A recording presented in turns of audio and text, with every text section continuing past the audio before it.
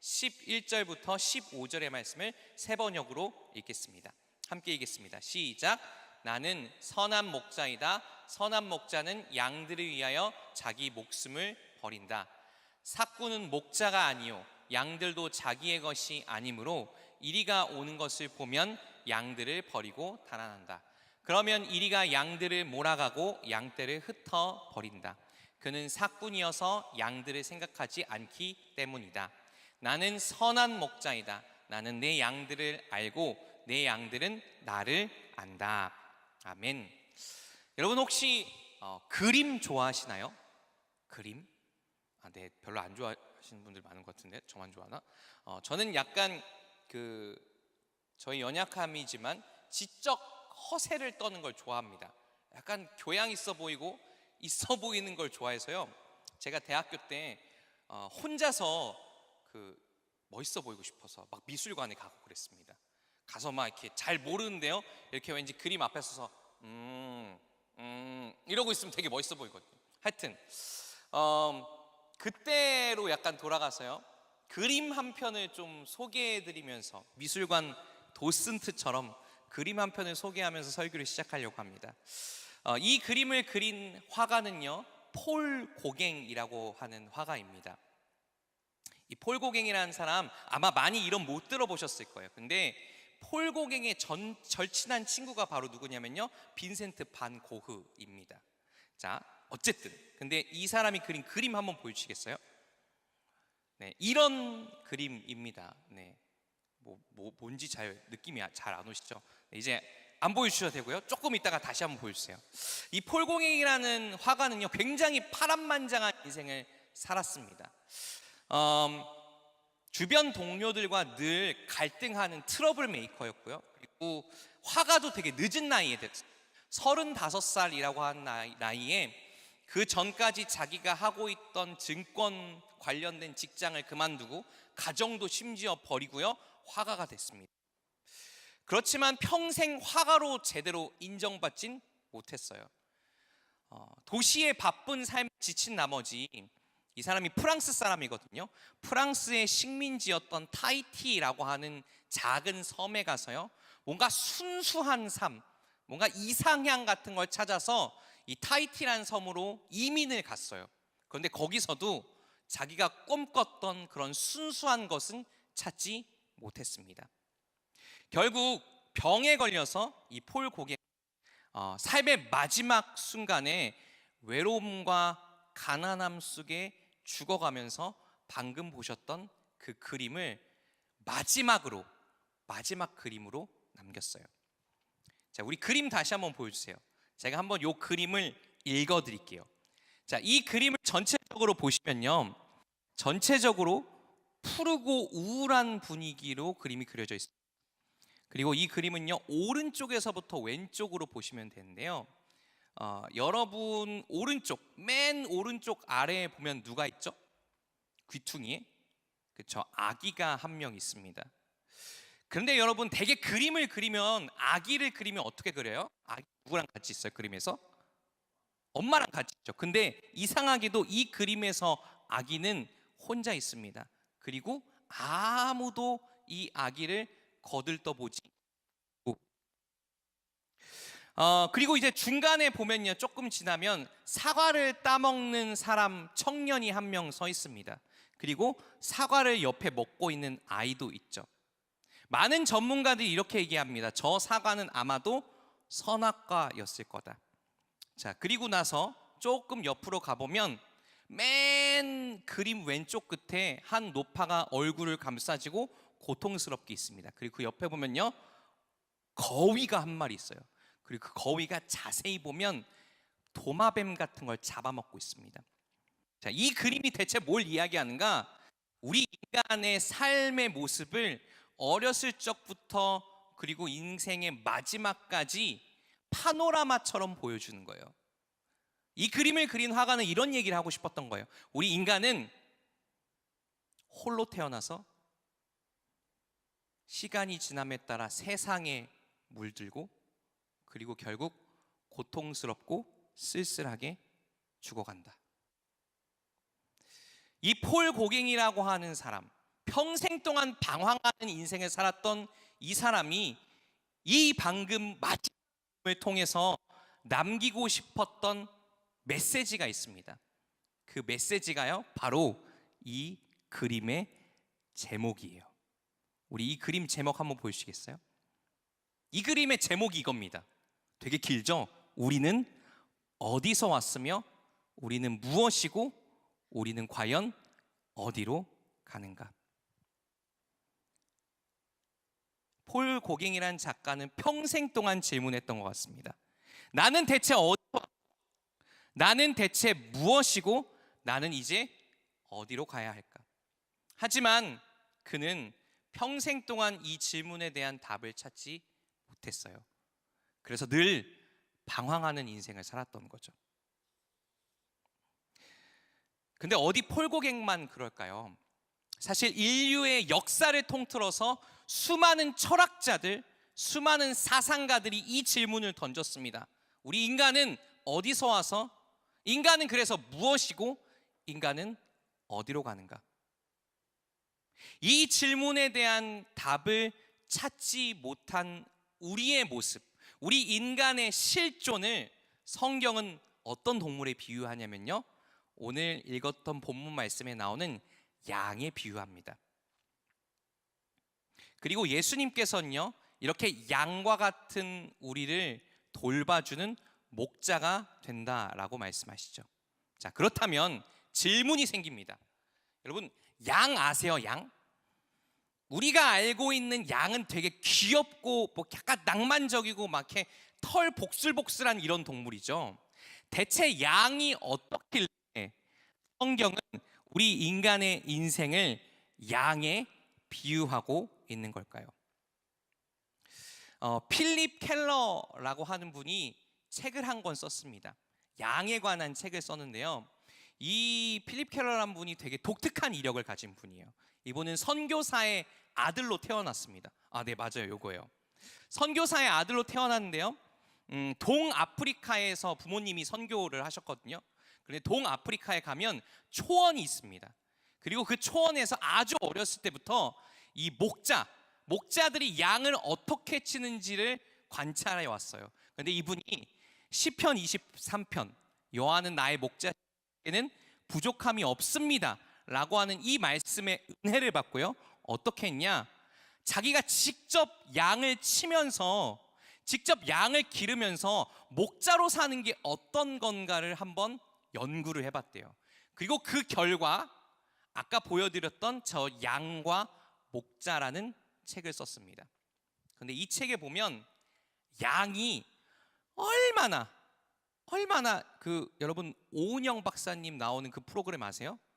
금쪽이들 나오는 거? 예, 그 프로그램에 나오는 것처럼 양이 얼마나 금쪽이인지 알 수 있습니다.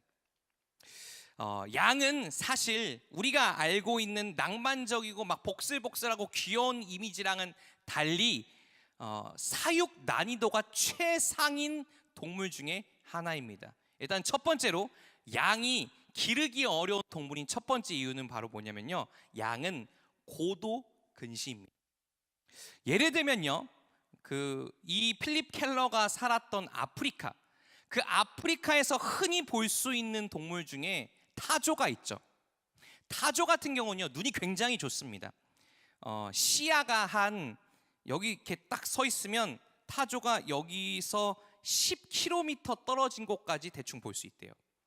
이게 느낌이 잘 안 오시죠? 이게 어느 정도냐면요, 42.5m 정도 떨어져 있는 곳에 있는 개미가 이렇게 갈 때 개미 다리가 움직이는 걸 볼 수 있을 정도로 타조는 눈이 좋다고 해요. 그런데 비슷한 아프리카에 살고 있는 양은요, 어느 정도로 눈이 나쁘냐면, 혹시 여러분 안경 맞추러 가셨을 때 그 안경 이렇게 여러분 시력을 재면 무슨 디옵터라고 쓰여있는 거 혹시 보신 적 있어요? 거기 가면 그 고도 근시 막 이렇게 표가 나와 있습니다. 양은요, 시력이 마이너스 10디옵터입니다. 대개 마이너스 6디옵터부터 고도 근시라고 하는데요, 양은 그러니까 근시 중에도 엄청 눈 나쁜 근시예요. 양한테 안경을 씌워주잖아요. 그럼 그 안경 아래 두께가 아마 이 손가락 한 뼘 정도 될 겁니다. 그 정도로 양은 눈이 나빠요. 그래서 양떼가 움직이는 걸 보면요, 양과 양 사이의 간격이 좁아요, 넓어요? 네, 감사합니다. 굉장히 좁습니다. 왜 좁냐면 양이 앞에 보이는 게 없어서 다른 양의 엉덩이를 계속 쫓아서 보고 가기 때문에 이 양들 사이의 간격이 엄청 좁은 거예요. 이렇게 고도 근시인 양은요, 스스로 어디 있는지도 잘 모릅니다. 그리고 당연히 내가 어디로 가야 할지도 잘 몰라요. 그러니까 양은 방황하지 않으면 오히려 이상한 동물인 거죠. 자, 그런데 이렇게 양이 눈이 나쁜 건 알겠어요. 근데 눈이 나쁘면 어떻게 하면 돼요? 말이라도 잘 들으면 되잖아요. 그런데 양은 눈도 나쁜데 말도 치지리도 안 듣는 그런 동물입니다. 자, 우리 필립 켈러가 썼던 이 양과 목자라고 하는 책의 일부분을 제가 읽어드릴게요. 양은 습관을 따르는 것으로 유명하다. 만일 양을 내버려 둔다면 도랑이 파이도록 계속해서 같은 길로만 다닐 것이고 황폐해질 때까지 같은 언덕에서만 풀을 뜯을 것이며 질병과 기생충으로 들끓게 될 때까지 땅을 더럽힐 것이다. 그리고 결국 양들은 야위고 쇠약해지고 병들어가면서 땅도 주인도 다 망하게 된다. 뭐라는 거예요? 양은 풀을 뜯었던 곳에서만 풀을 뜬다는 겁니다. 늘 같은 곳에만 간다는 거예요. 다른 곳으로 가는 걸 안 좋아한다는 거예요. 변화를 싫어하고요, 고집스러운 동물이 바로 양입니다. 그리고 양은요, 심지어 유리몸이에요. 자, 책 내용을 조금 더 읽어드릴게요. 뒤집힌 양은 매우 애처롭다. 등이 땅에 닿아 있고 내 발이 허공으로 들린 그 양은 일어나기 위해 미친 듯이 버둥거리지만 어쩔 도리가 없다. 버둥거리는 동안 양의 혹 위에는 가스가 차오르기 시작한다. 가스가 차면 몸의 끝부분, 특히 사지 부분에 혈액순환이 잘 되지 않다가 급기야는 혈액 공급이 끊겨 버리고 만다. 목자가 빠른 시간 안에 현장 안에 도착하지 못할 경우 그 양은 죽게 된다. 어떻게 된다는 거죠? 양이 가다가 뒤집어지면 다시 일어날 수가 없다는 거예요. 다시 일어나지 못하고 뒤집어진 채로 양은 몸에 가스가 차서 죽게 됩니다. 자, 마지막으로 양이 사육 난이도 최상인 금쪽이 동물인 이유가 양의 털에 있습니다. 양은요, 여러분 혹시 고양이 키워보신 분들 계세요? 고양이 같은 경우는 털이 빠지면 어떻게 하죠? 아니, 이렇게 털이 있으면 어떻게 하죠? 스스로 털 관리를 아주 잘하는 동물입니다. 그런데 양은요, 혼자 털 가리를 할 수 없는 동물이에요. 호중가에 있었던 양치는 목장에서요, 양 한 마리를 잃어버렸습니다. 그런데 이 양 한 마리가 5년 동안 길을 잃었다가 5년 만에 다시 목장으로 돌아왔어요. 그런데 이 양의 모습이 이랬다고 해요. 한번 이미지 보여주실래요? 네, 5년 만에 돌아온 양의 모습 안 나오나요, 이미지? 이랬다고 합니다. 네, 이게 비포 앤 애프터예요. 5년 만에 돌아온 저 털이 복슬복슬한 저 양을 털을 깎았더니 저렇게 됐대요.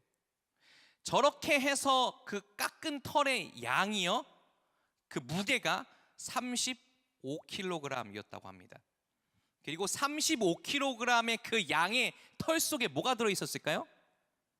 나뭇가지, 쓰레기, 그리고 기생충, 심지어 막 이상한 벌레까지 들어가 있었다고 해요. 양은요, 이렇게 스스로 털도 못 깎습니다. 털 관리도 못 해요. 그런데 문제는 양이 털을 못 깎으면 어떻게 되냐면 배변 활동을 못해서 죽게 된다라고 합니다. 자, 결론적으로 정리해 보자면요, 양이란 동물은요, 시력도 안 좋고, 그래서 스스로 어디 제대로 판단하지도 못하고, 그리고 심지어 고집스럽고 습관적으로 똑같은 것만 반복하는 동물인데다가 잘 넘어지고요. 넘어지면 일어나지도 못하고 정기적으로 털도 깎아줘야 하는 금쪽이 같은 동물입니다. 그런데 이런 양의 특징을 보면서 혹시 어떤 생각이 드시나요? 양은요, 그러니까 목자가 돌봐주지 않으면 살 수가 없는 동물입니다. 양은 그러니까 양이라고 하는 동물이 가치 있고 뭔가 쓰임새가 있는 동물로 살아가려면요, 아니 양이 생존하려면 누가 필요해요? 양을 인도해 줄 수 있는 목자가 필요한 거죠. 말씀을 준비하면서 이런 양의 모습이 참 제 모습을 닮았다라는 생각을 많이 했습니다. 이런 양의 모습이 우리 인간의 모습과 굉장히 닮아 있다라는 생각이 들었어요. 우리는 때로 그렇지 않나요? 요즘 SNS가 막 발달하면서요, 확증라고 하는 거가 굉장히 많은 사람들 사이에 퍼지고 있습니다. 확증 편향이 뭐죠? 보고 싶은 것만 보고 믿고 싶은 것만 믿는 것. 우리는 내가 보고 싶은 것, 내가 내 삶의 기준이 되어서 내가 보고 싶은 건, 내가 믿고 싶은 것만 보고 믿고 살아갑니다. 그래서 진짜로 중요한 것은 제대로 보지 못해요. 마치 모처럼 양처럼 어디서 와서 어디로 가는지를 알지 못하고 방황하는 것이 우리 인생의 모습입니다. 너무 자기 중심적이고요, 고집스러워서 주변 사람들이 야 친구야 너 걸로 가면 안 돼, 주변 사람들이 너 글로 가면은 다쳐, 위험해 라고 이야기해도 내가 생각하고 내가 원하는 대로 내 길만 가는 게 바로 우리의 모습이에요. 넘어지고 쓰러지고 자빠지면 실패감과 절망 속에서 헤어날 방법을 찾지 못하는 게 우리 인생의 모습입니다. 악한 것에 물들어도 그 악한 것이 내 주변을 이렇게 저렇게 감싸고 있어도 그 악한 것을 떨쳐낼 방법을 모르는 게 바로 우리의 모습이에요. 마치 모처럼 양처럼. 이 모든 것이 사실 우리 안에 있는 죄가 만들어낸 어둠입니다.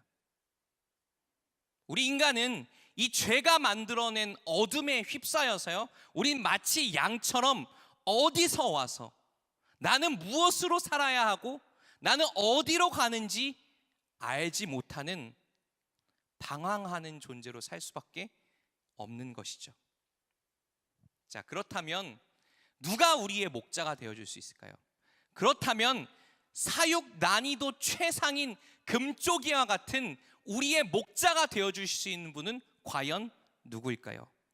우리 요한복음 10장 14절의 말씀, 예수님의 말씀을 한번 읽어보겠습니다. 우리 함께 읽어보실까요? 시작. 나는 내 양들을 알고 내 양들은 나를 안다. 예수님께서는요, 스스로 자처해서 금쪽이와 같은 우리의 목자가 되어주겠다라고 말씀하십니다. 그리고 예수님께서는요, 무엇보다 그냥 목자가 아니라 자신이 선한 목자이고, 그리고 선한 목자이신 예수님이 양 한 마리 한 마리를 세심하게 알고 계신다라고 이야기하세요. 우리 요한복음 10장 3절의 말씀 함께 읽어보실까요? 함께 읽어보겠습니다. 시작. 문지기는 목자에게 문을 열어주고 양들은 그의 목소리를 알아듣는다. 그리고 목자는 자기 양들의 이름을 하나하나 불러서 이끌고 나간다. 혹시 여러분 성경에 나오는 또 다른 양과 목자와 관련된 비유 알고 계신 거, 이런 거 있지 않나요? 왜 한 목자가 있었는데 그 목자가 양을 100마리 기르고 있었습니다. 근데 그 100마리 양 중에 몇 마리가, 딱 한 마리가 도망갔어요. 그런데 여러분, 100마리 양을 기르고 있는데 양들이 다 다르게, 지금 여기서 이렇게 제가 여러분들을 보면요, 여러분 다 다르게 생겼거든요. 옷 입은 것도 다 다르고 스타일도 다 다릅니다. 그래서 딱 봐도 누가 누구인지 어떻게 다른지 다 알 수 있어요. 그런데 양은 옷을 입었나요? 양한테 뭐 스타일이 있나요? 어떤 양은 좀 뭐 털이 스트레이트고 어떤 양은 좀 털이 좀 퍼머가 더 들어가 있고 이런 거 아니잖아요. 양은 다 비슷하게 생겼어요. 그런데 100마리 중에 한 마리 잃어버린 그 목자는 그 비슷한 양 중에 어떤 양이 사라졌는지 어떻게 알 수 있었을까요? 평소에 목자는요, 다 알고 있었던 거예요.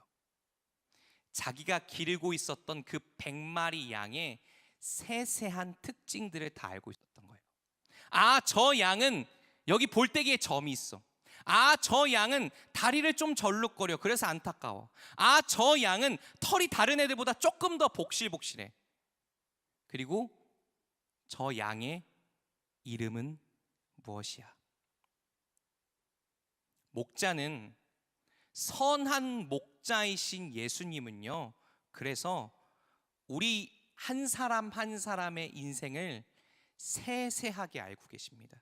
우리가 생각하는 것보다 예수님은 더 우리에 대해서 잘 알고 계세요. 우리는 예수님께 우리가 수많은 사람 중에 그냥 한 명이다 라고 생각하지만, 우리 한 사람 한 사람은요, 예수님께 가장 독특한, 이 세상 그 어떤 것과 비교할 수 없는 소중한 존재입니다. 그런데요, 예수님께서는요, 단순히 양인 우리에 대해서 알고 계신 것뿐만이 아닙니다.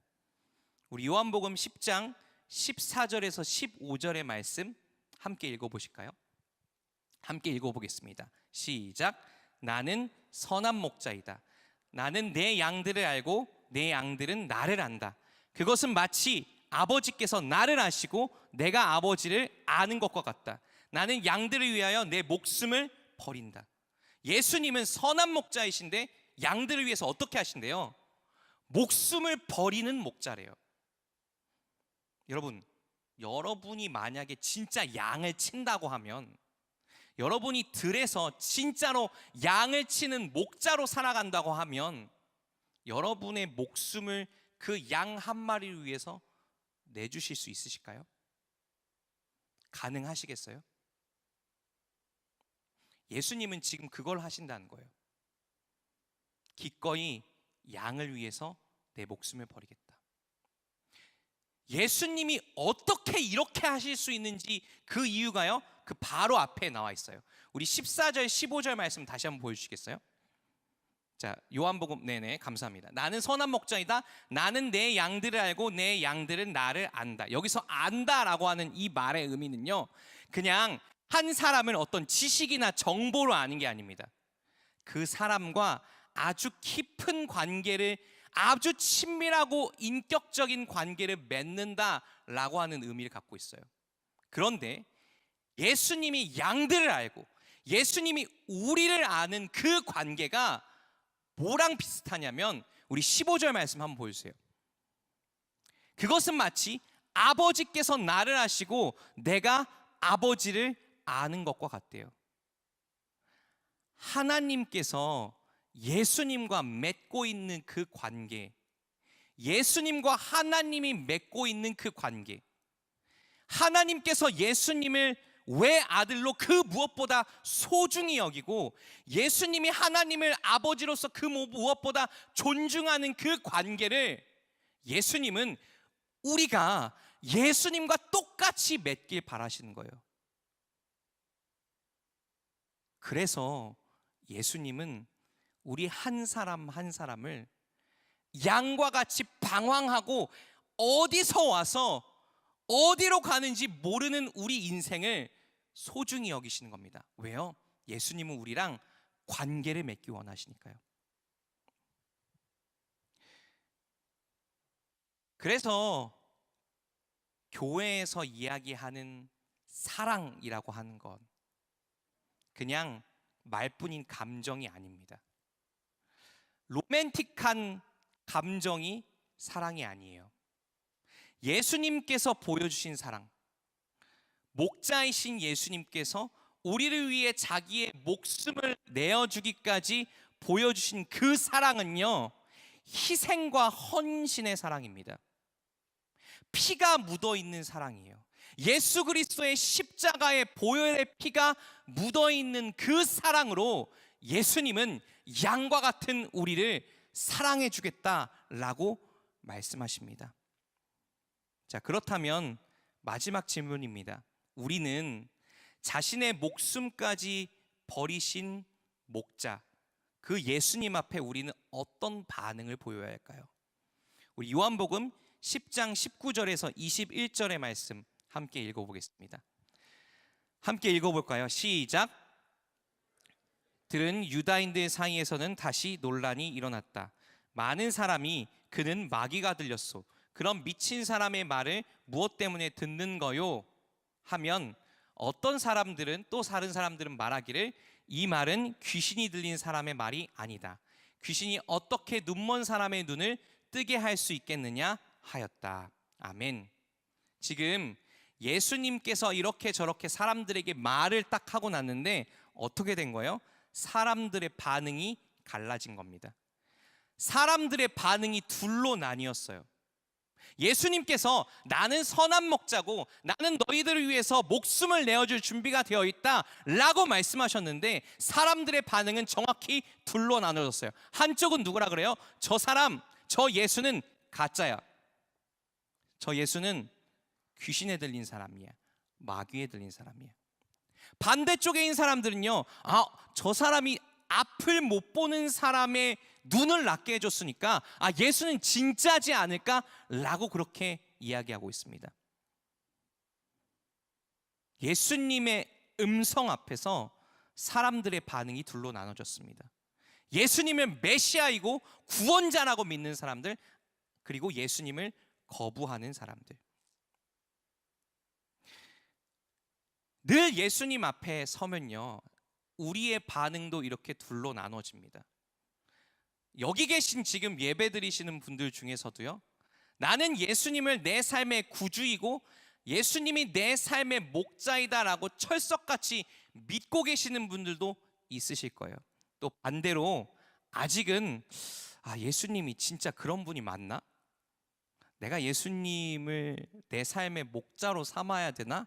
라고 하는 걸 좀 의심하거나 아니면 회의하고 계신 분들도 있을 거예요.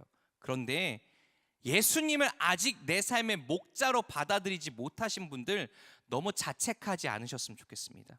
왜냐하면요, 예수님을 내 삶의 목자로 받아들인다는 것, 예수님을 진짜로 믿는다는 건요, 내 힘으로 되는 게 아니기 때문에 그래요.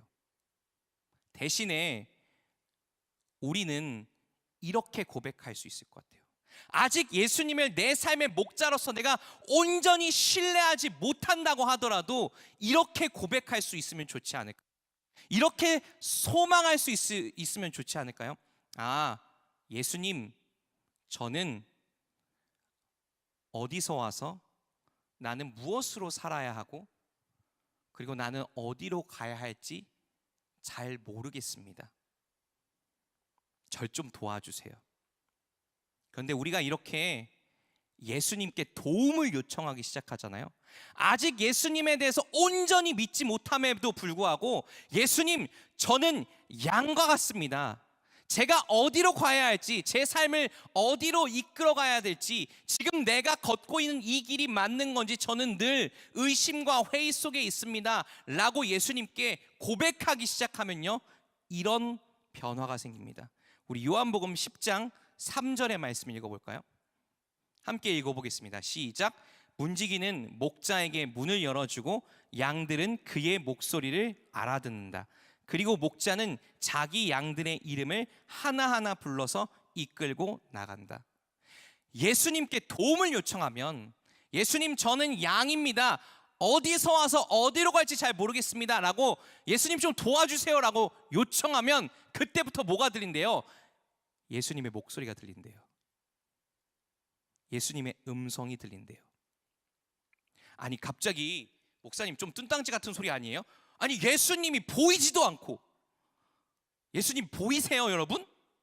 지금 눈으로 보이세요? 안 보이잖아요. 예수님이 눈으로 보이지도 않고 예수님이 물리적으로 이곳에 계신 분도 아닌데 어떻게 예수님의 목소리를 듣는다는 걸까요? 사실 우리는 이미 많은 목소리들을 듣고 살아갑니다. 나를 사랑하는 가족의 목소리 들으시죠? 그리고 내 친구들의 목소리 듣는 분들도 있을 겁니다. 그리고 우리 스마트폰을 딱 켜서 SNS를 딱 열면요, 거기 안에 있는 수많은 사람들의 목소리를 들어요.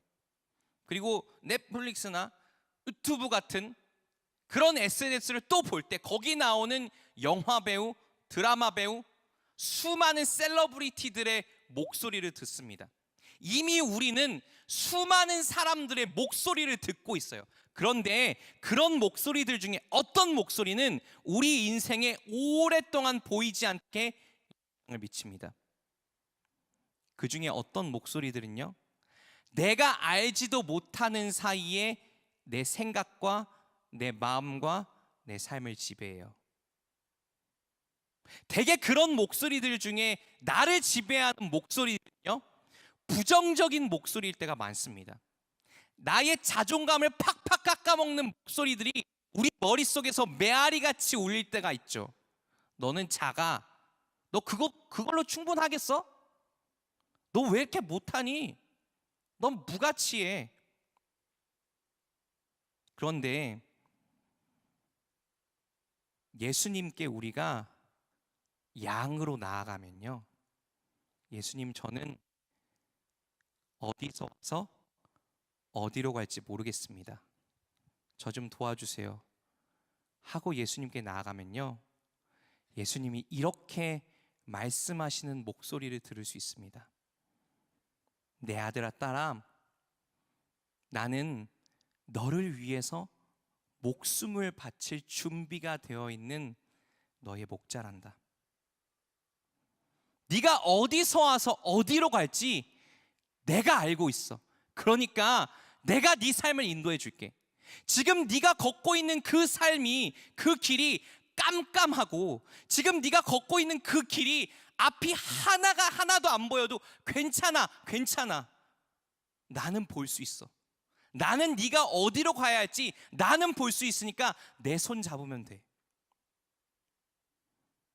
그런데 예수님이 이 말씀을 뭘 통해 들려주시나요?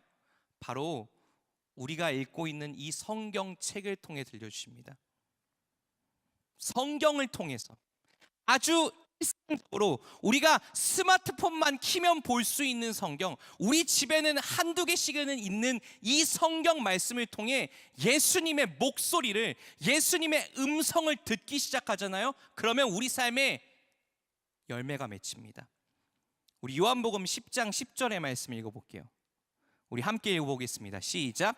도둑은 다만 훔치고 죽이고 파괴하려고 오는 것뿐이다. 나는 양들이 생명을 얻고 또 더 넘치게 얻게 하려고 왔다.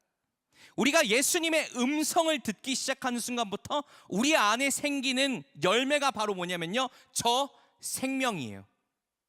예수님은 우리에게 생명을 주고자 우리의 목자가 되어주시겠다 말씀하십니다. 이 생명은요, 무슨 이렇게 물리적으로 더 오래 사는, 장수하는 그런 생명이 아니에요. 영적인 생명입니다. 눈에 보이지 않는 생명이에요. 그런데 이 생명은 우리 안에 있으면 우리를 진짜 살게 만드는 생명입니다. 우리가 어둠과 절망 속에 있을 때, 내 인생이 어디서 와서 어디로 가는지 몰라서 방황하고 헤매이고 있을 때, 그래서 내가 그냥 어둠과 절망의 자리에 처박혀 있는 게 더 낫다라고 그렇게 스스로 자포자기하고 있을 때 우리를 다시 일어나게 만드는 그 생명입니다. 이 생명은요, 우리 안에서 일해서 우리가 내 인생에 대한 희망을 품고 내 인생에 대한 소망을 품고, 나도 더 괜찮아질 수 있겠구나 라고 하는 소망을 품게 만드는 그 생명입니다. 우리 모두가 부디 예수님의 목소리를 들을 수 있으면 좋겠습니다. 우리 모두가 부디 그 예수님의 목소리를 듣고 예수님께서 우리에게 흘려보내주시는 생명 안에 살아갈 수 있으면 좋겠습니다. 이제 말씀을 정리하려고 합니다. 우리는 다 양과 같았습니다. 이사야서에 보면 이런 말이 있죠. 우리는 다 양과 같아서 각자 제 길로 갔거늘. 양처럼 우리는 시야도 좁고 각자 자기가 원하는 길로 그게 옳다고 생각하고 고집스럽게 가는 그런 존재들입니다. 그런데 가다가 넘어지고 자빠지면요, 다시 어떻게 일어날지 모르는 그런 연약한 존재가 바로 우리입니다. 그런데 예수님은 그런 우리를 그 어둠에서, 그 방황에서, 그 절망에서 건지고자 뭐 하셨어요? 십자가에서 죽으셨습니다. 그 예수님은 우리에게 선한 목자가 되어서 우리의 삶을 가장 선한 길로 인도해 주고자 자신의 모든 것을 다 선물로 주셨습니다. 부디 우리 모두가 내가 내 삶의 목자가 되려고 하지 말고 내가 내 삶의 주인이 되려고 하는 대신에 우리의 진짜 목자 되신 예수님을 따라서 살아갈 수 있게 되길 축복합니다. 우리의 진짜 목자 되신 예수님의 음성을 들으며 생명의 삶을 누리는 우리 모두가 되길 축복합니다. 우리 시간 주신 말씀 마음에 새기면서요, 함께 기도했으면 좋겠습니다. 이렇게 기도하면 어떨까요? 아마 많은 분들이 특별히 인생의 중요한 선택과 결정 앞에 있으신 분들이